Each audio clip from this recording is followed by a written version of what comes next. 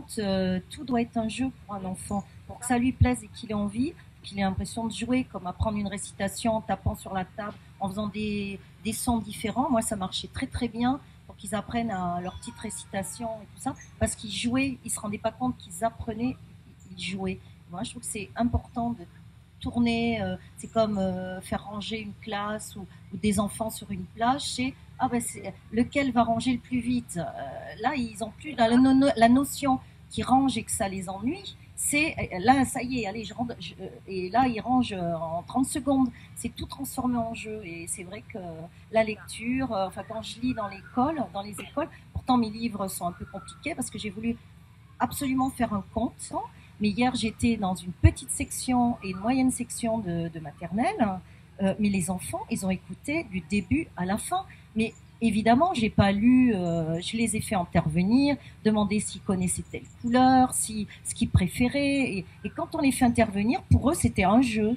Donc, et ça s'est extrêmement bien passé. Alors qu'on m'a dit, oh là là, il y a des turbulents, tu verras.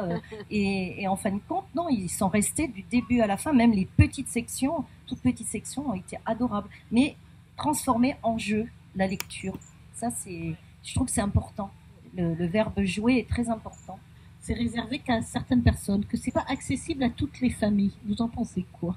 Moi, je pars du principe où le livre entre où on veut le laisser entrer, en fait. Tout simplement. Je veux dire, on peut ne pas avoir de budget pour acheter un livre, mais dans ce cas-là, il y a les médiathèques, il y a des bibliothèques, il y a les mairies qui offrent des livres pour certaines occasions, il y a la PMI qui offre des livres pour les naissances, enfin, voilà. Donc, il y a quand même plusieurs possibilités d'avoir accès aux livres sans forcément avoir de budget conséquent ou de budget alloué aux livres. Alors, c'est vrai que quand on peut se permettre d'acheter des livres, c'est forcément plus intéressant et ça permet aux enfants de les avoir tout le temps à disposition.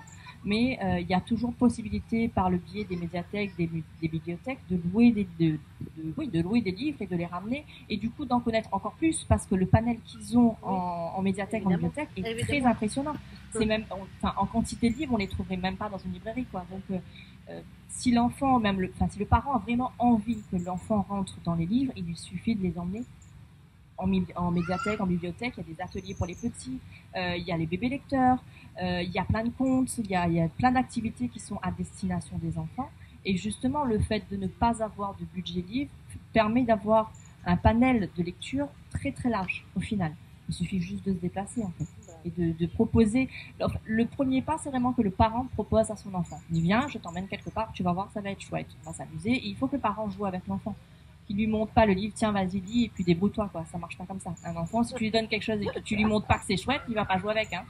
Donc, il faut vraiment que, bah oui, surtout un livre, parce que c'est vrai que quand tu regardes comme ça, même s'il a des belles images, c'est pas forcément un objet que l'enfant voit tous les jours.